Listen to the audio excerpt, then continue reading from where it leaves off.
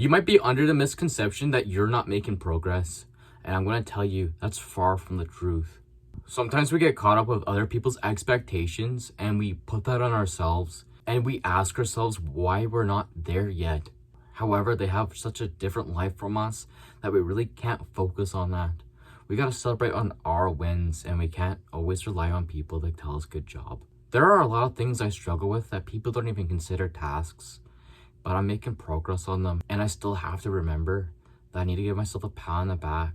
Even if no one in the world cares about it, people don't consider it something hard to do, but it was hard for me. You might actually relate to this where you're afraid to actually just talk to people and you have to make this grand gesture just to approach someone to make a friend. I don't struggle with making friends, but that's a really good example. The thing is when you put your foot forward in something you struggle with, people don't realize the progress you made because you don't think you're even making any progress because you're not where they're at yet.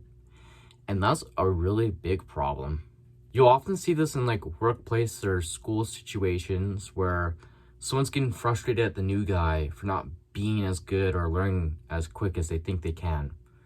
But even though they struggle with that just as much when they first started, but they get frustrated just the same. And that's one really core issue when you're progressing in something and you're seeking external validation, which I'm going to say external validation is really important. We are social creatures and we like to feel appreciated for what we do. And to counteract this, I would suggest finding people who actually struggle with the same things that you do.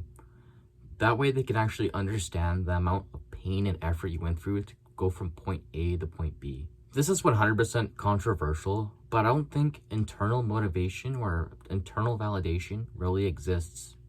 I think it's just delusion, like you're self-deluding your mind, and sometimes it works, I would say that.